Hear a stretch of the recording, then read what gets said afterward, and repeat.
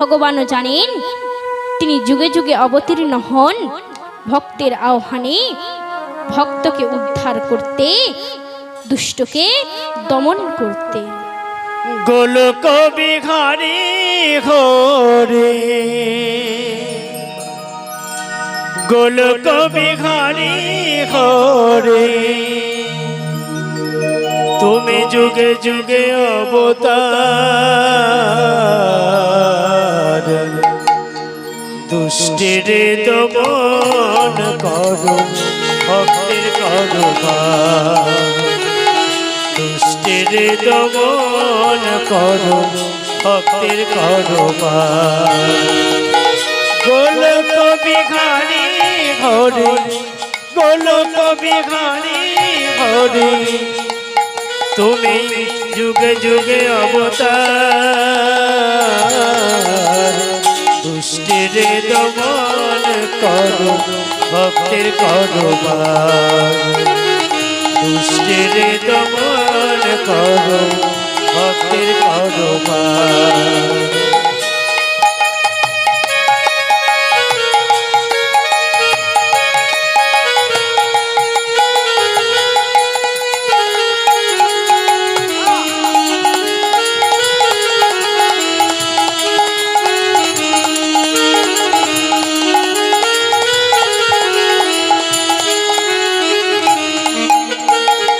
রাবণ বধিতে তুমি হলেন রাম, কংস বধিতে তুমি কৃষ্ণ ভগবান।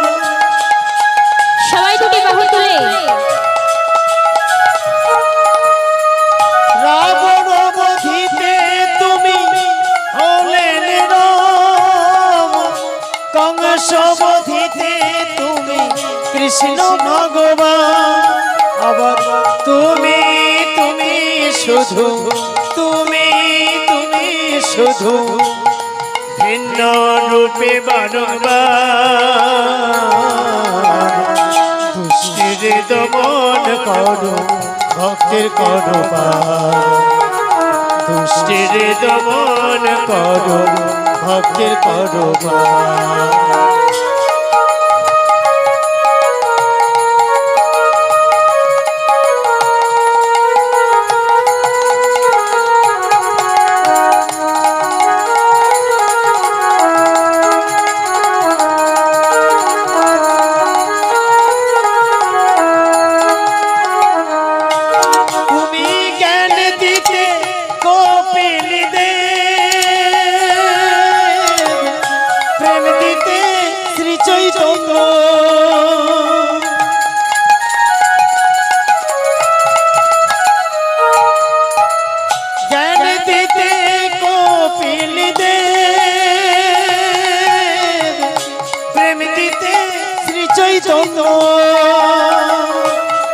তুমি ভক্তের ডাকে সাড়া দাও, ভক্তের ডাকে সাড়া দাও, তুমি করুণায় অবতার, দুষ্টের দমন করো, ভক্তের করো দুষ্টের দমন করো, ভক্তের করো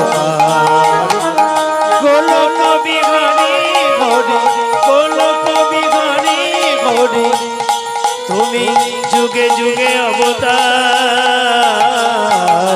দুষ্টের দমন করো, ভক্তের করো দুষ্টের দমন করো, ভক্তের করো দুষ্টের দমন করো, ভক্তের করো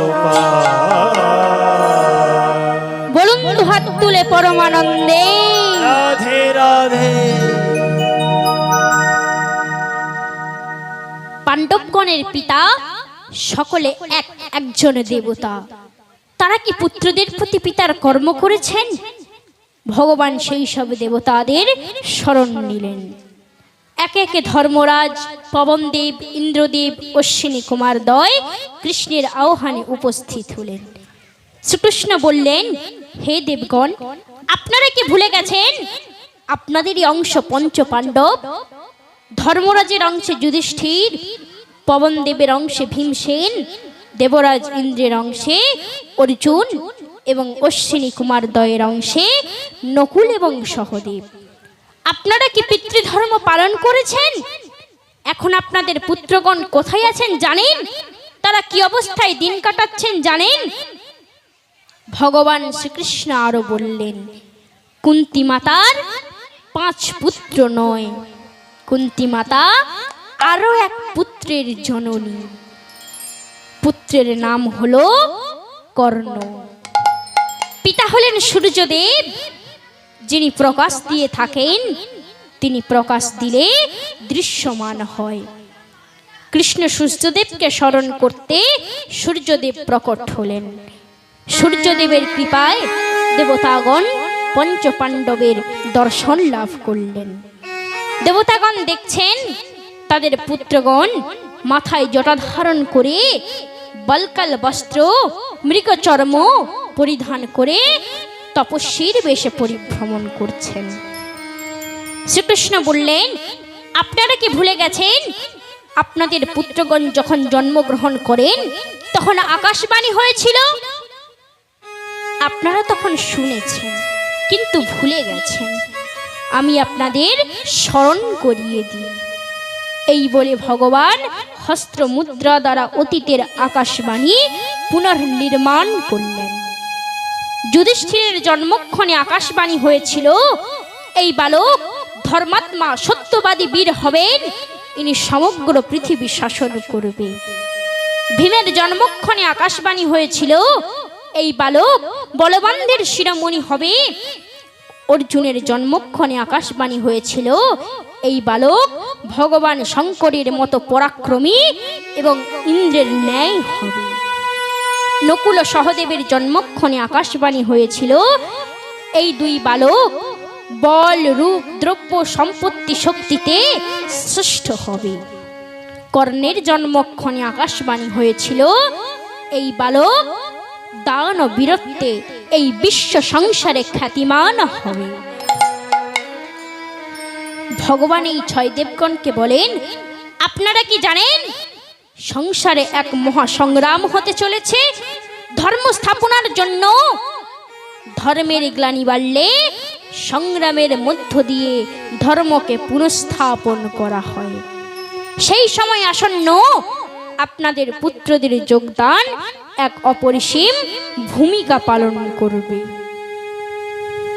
যদা যদা হি ধর্মস্য গ্লানির্ভবতি ভারত অভ্যুত্থানমধর্মস্য তদাত্মানং সৃজাম্যহম পরিত্রাণায় সাধূনাং বিনাশায় চ দুষ্কৃতম ধর্ম সংস্থাপনার্থায় সম্ভবামি যুগে যুগে। যেখানে ধর্মের গ্লানি হয় বাড়ে অধর্মের প্রভাব, আমি সেখানে ধর্ম রক্ষায় আমার আবির্ভাব। সাধুকে রক্ষার্থে অসাধুকে বিনাশ করি, ধর্ম স্থাপনার জন্য যুগে যুগে ধর্মের রাজ স্থাপন করি। যুগে যুগে যেমন এসেছিলে প্রভু,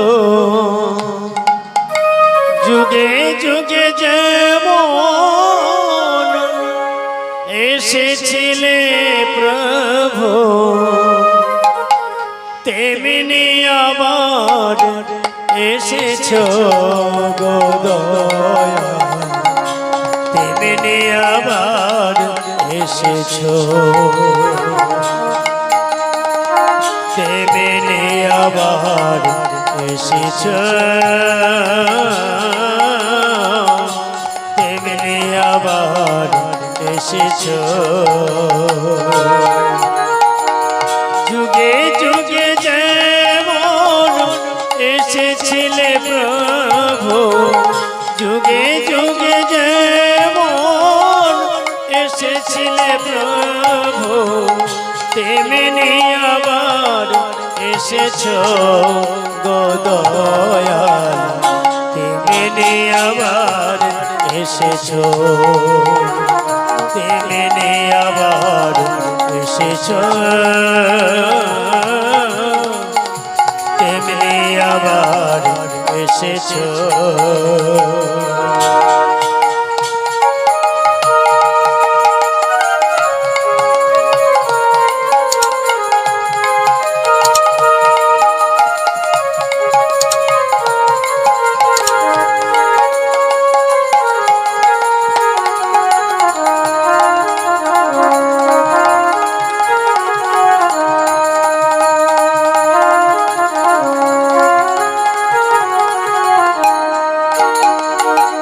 তেমনি করিয়া ভালোবাসা দিয়া, তেমনি করিয়া সবাই দুটি বাহু তুলে ভালোবাসা দিয়া মন প্রাণ কেড়ে নিয়েছো গো দয়াল, তেমনি আবার এসেছো, তেমনি আবার এসেছো,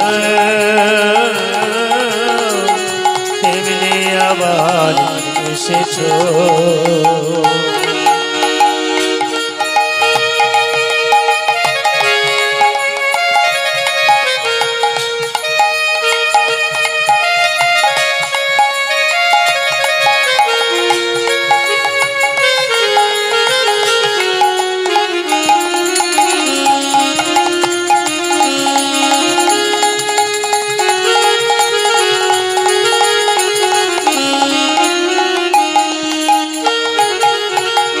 যশোমতি সচি কৌশলার কোলে যেমন করিয়া খেলা খেলেছিলে,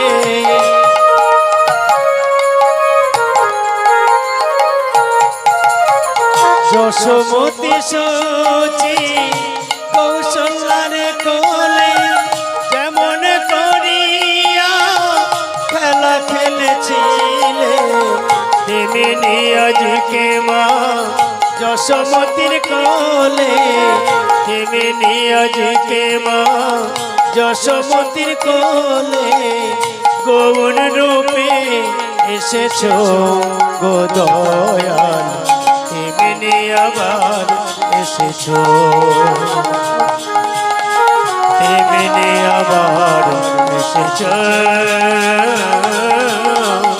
তেমনি আবার এসেছো। তেমনি করিয়া সবাই দুটি বাহু তুলে তেমনি করিয়া ভালোবাসা দিয়া মন প্রাণ কেড়ে নিয়েছো গো দয়াল, তেমনি আবার এসেছো, তেমনি আবার এসেছো, তেমনি আবার এসেছো। বরুণ হাত তুলে পরমানন্দে রাধে রাধে। ভগবান দেবগণদের বলেন, আপনাদের পুত্রগণের মধ্য থেকে একজন হবেন ধর্মযুদ্ধের সারথি, অর্থাৎ কৃষ্ণের সারথি। এই কথা শুনে উপস্থিত 6 দেবগণ বলেন, আমার পুত্র ধর্মযুদ্ধ সারথি হওয়ার যোগ্য। এই কথা সূর্যদেব থেকে শুরু করে অশ্বিনী কুমারদ্বয় সকলেই বললেন। ভগবান হাসতে হাসতে বলেন, ধর্মের সারথি আর আমার সারথি গুণের ভিত্তিতে নির্বাচন হবে। আপনারা যান, আপনারা প্রত্যেকে আপনার পুত্রের বিশেষ গুণ লক্ষ্য করুন। প্রত্যেকে পুত্রের যে গুণটি আপনারা বিশেষ বলে মনে করবেন, সেই গুণটি আপনারা আমার কাছে তুলে ধরবেন। ভগবানের কথা শুনে দেবতাগণ প্রস্থান করলেন। অতঃপর দেবতাগণ পুত্রদের জীবনে ঘটে যাওয়া ঘটনাগুলি দেখতে থাকলেন। এরই মধ্যে প্রত্যেক দেবতাগণ ঠিক করলেন, তারা তাদের পুত্রদের মধ্যে যে ঘটনা কৃতিত্ব দেখেছে তা অবশ্যই সারথি হওয়ার মান নির্ণয় করবে। অতঃপর দেবগণ শ্রীকৃষ্ণের কাছে প্রত্যেকে তাদের পুত্রদের ঘটনাকৃতিত্ব উপস্থাপন করলেন।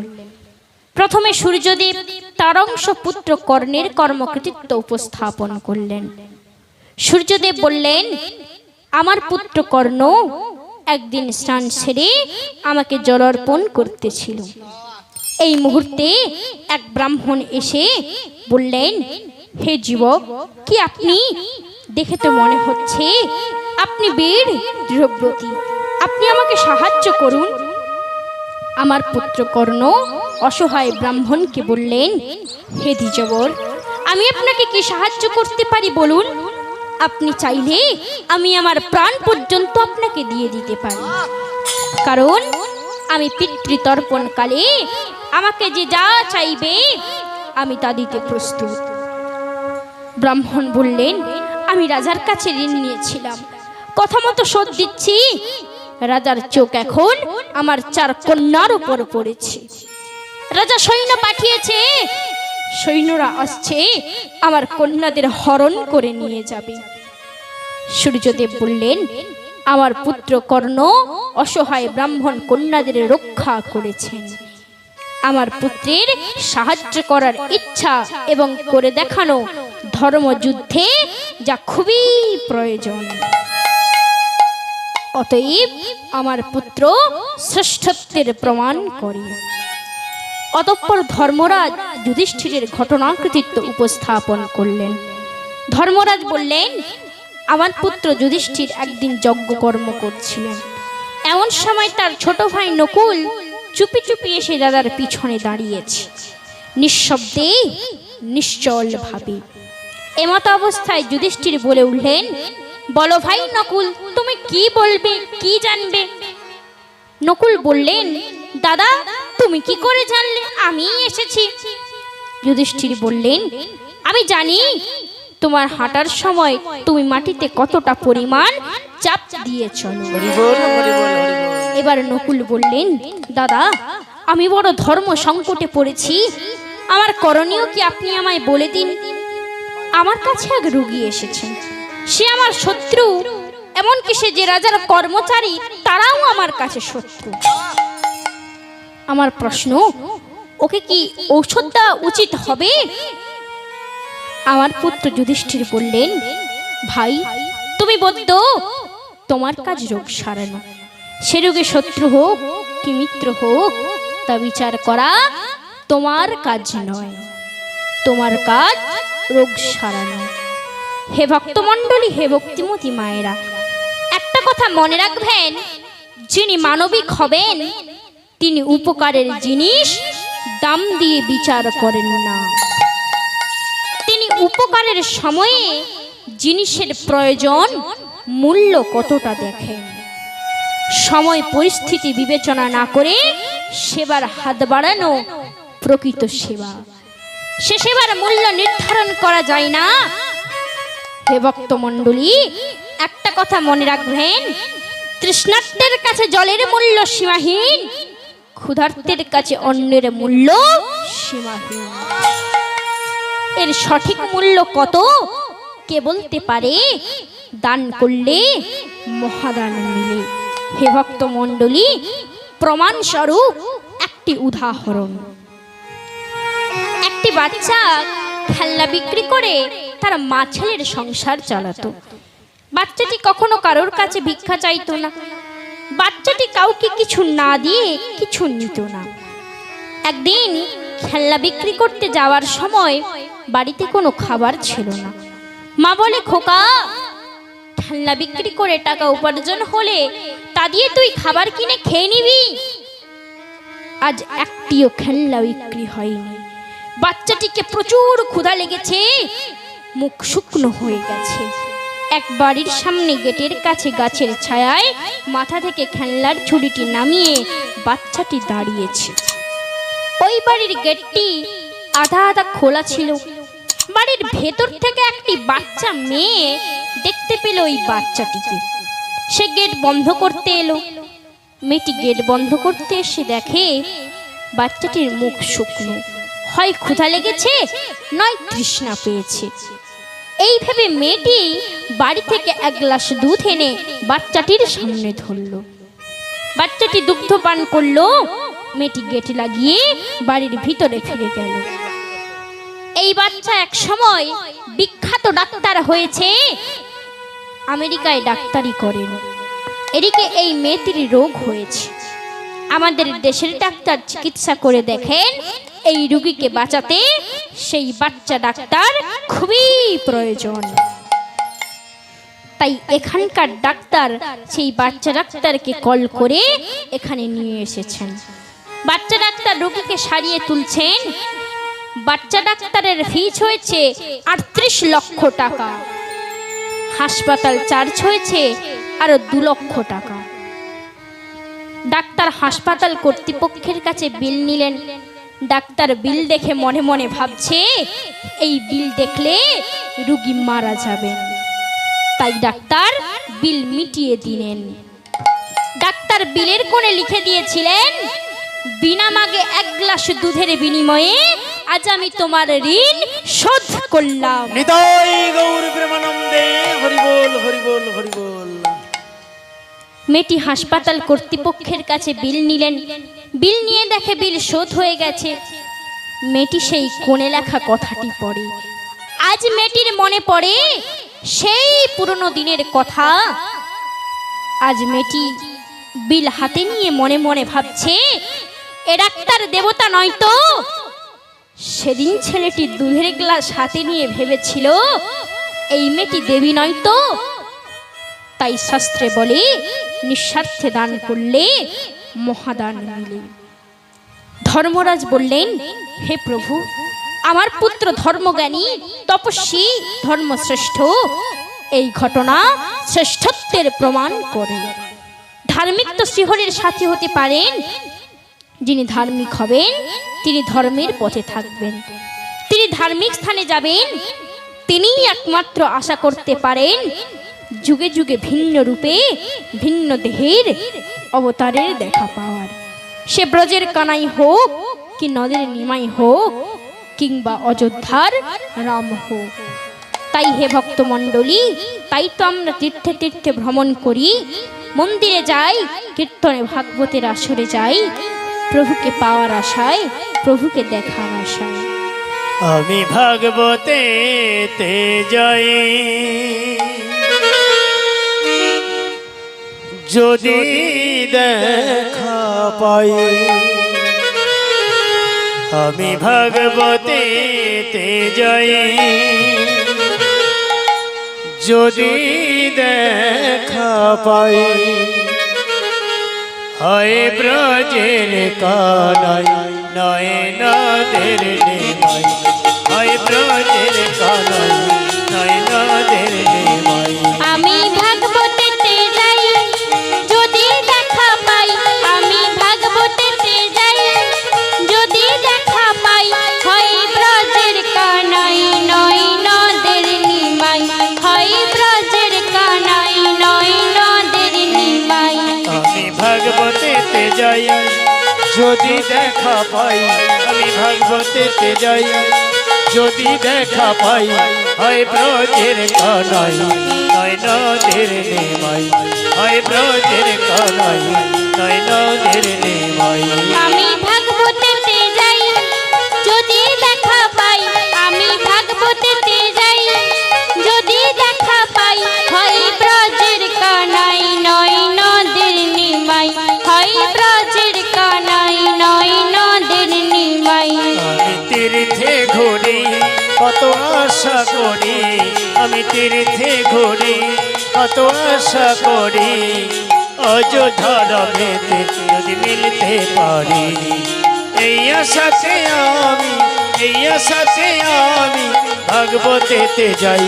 হয় ব্রজের কানাই নয় নদের নেমাই, হয় ব্রজের কানাই নয় নদের নেমাই। আমি ভাগবতেতে যাই, যদি দেখা পাই। আমি ভাগবতেতে যাই, যদি দেখা পাই। হয় ব্রজের কানাই নয় নদের নিমাই, হয় ব্রজের কানাই নয় নদের নিমাই। মানুষ হয়ে সাধ পুরীতে থাকি প্রভুর ধ্যানে, প্রভুর কৃপায় মিলবে প্রভু থাকি প্রভুর গানে। মানুষ হয়ে সাধ পুরীতে সবাই দুটি বাহু থাকি তুলে। প্রভুর ধ্যানে, প্রভুর কৃপায় মিলবে প্রভু থাকি প্রভুর গানে। তাই তো মোরা প্রভুর নামে, তাই তো মোরা প্রভুর নামে তালি মেরে গাই। হয় ব্রজের কানাই নয় নদের নেমাই, হয় ব্রজের কানাই নয় নদের নেমাই।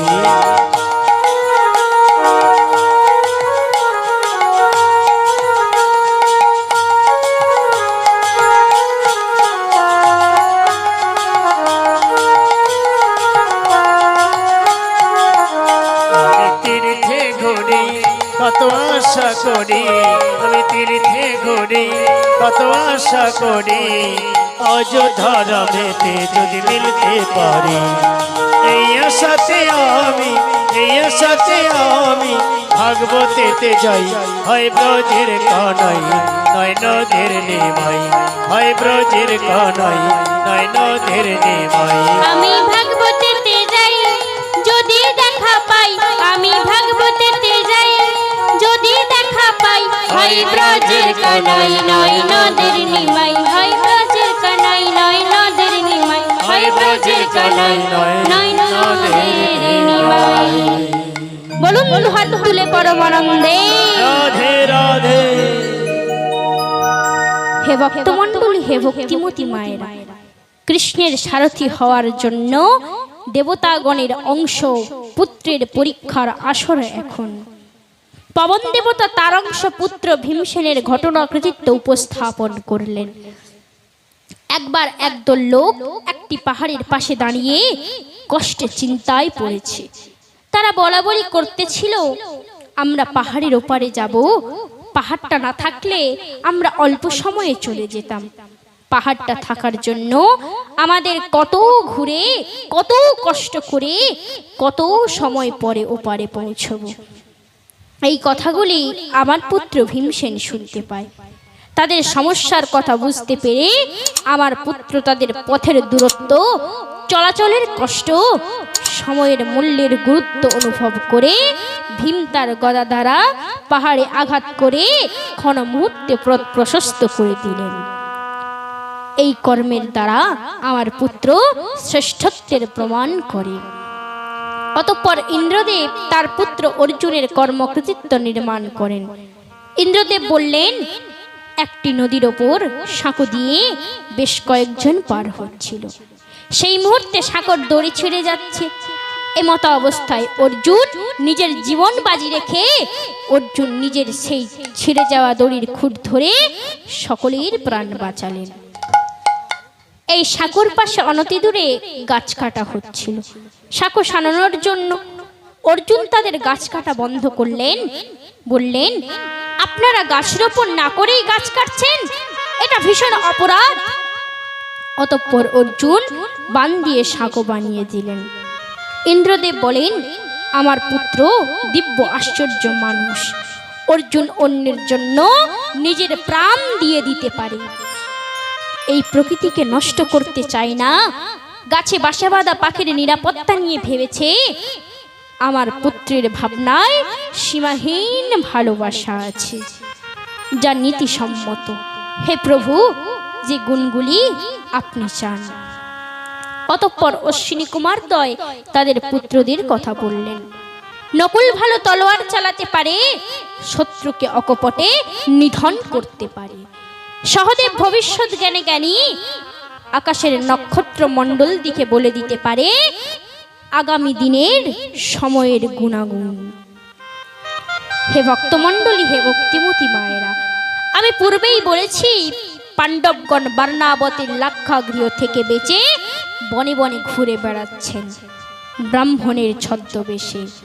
পাণ্ডবগণ এখন একচক্রা নগরে কুটির বানিয়ে থাকেন, ভিক্ষাবৃত্তি করে জীবন ধারণ করছেন।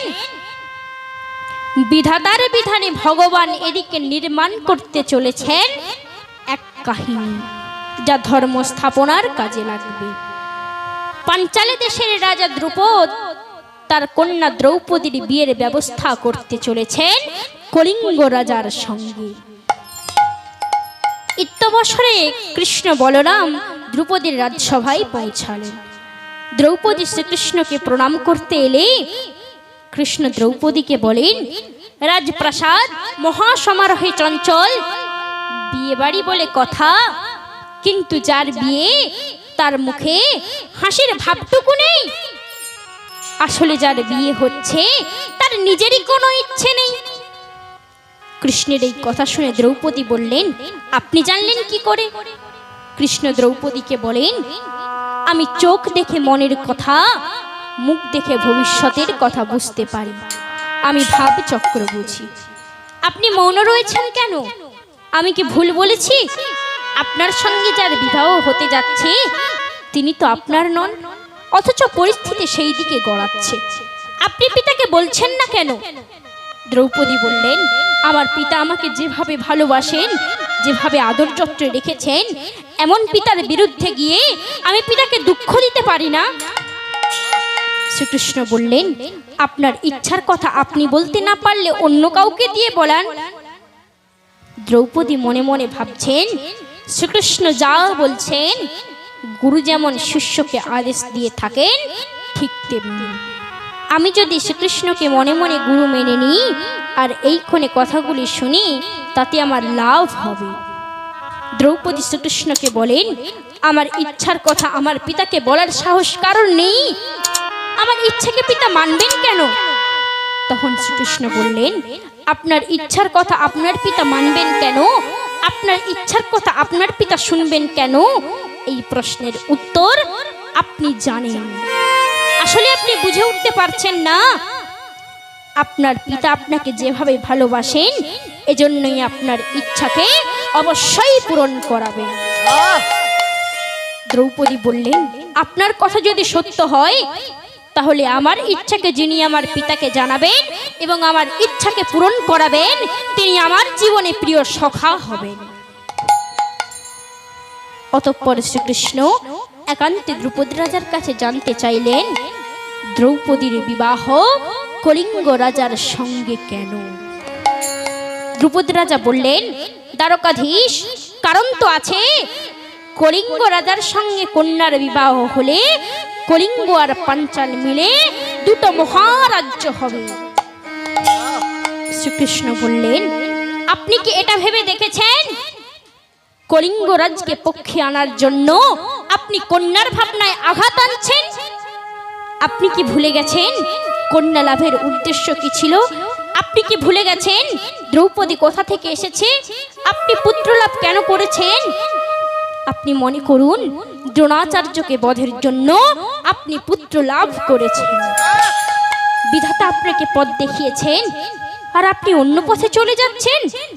আপনি স্মরণ করুন, গঙ্গার তীরে ব্রাহ্মণ যাজের দ্বারা যজ্ঞ করে পুত্র ধৃষ্টদ্যুম্ন এবং কন্যা দ্রৌপদীকে লাভ করেছিলেন।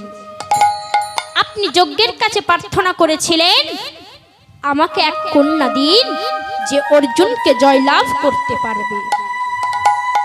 দ্রৌপদী রাজা বললেন, দ্বারকাধীশ, তাহলে এই বিবাহের কি হবে? শ্রীকৃষ্ণ বললেন, আপনি এই বিবাহ বন্ধ করে দিন। দ্রৌপদী রাজা শ্রীকৃষ্ণের কথা শুনে তিনি বুঝতে পারলেন তিনি নিজের স্বপ্ন ইচ্ছার বিরুদ্ধে যাচ্ছিলেন।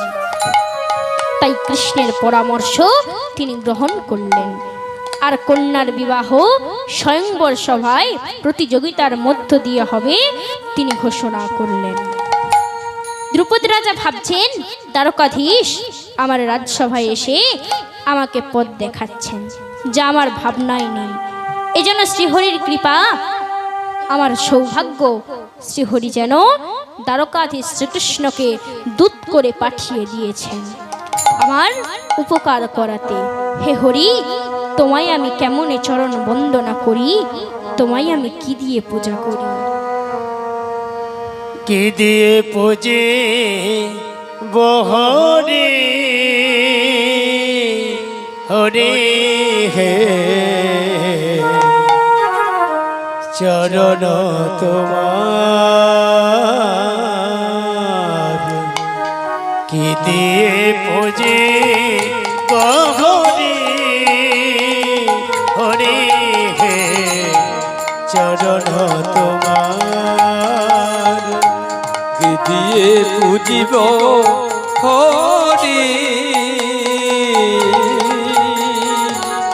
হরি হে চরণ তোমার প্রেম ফুলে পুজলে নাকি প্রেম ফুলে পুজিলে নাকি প্রেম ফুলে পুজলে নাকি প্রেম ফুলে পুজিলে নাকি পূজা হয় তোমার হরি হে চরণ তোমার দিলে পুজিব বহরি হরি হে চরণ তোমার সুগন্ধিত যতই ফুল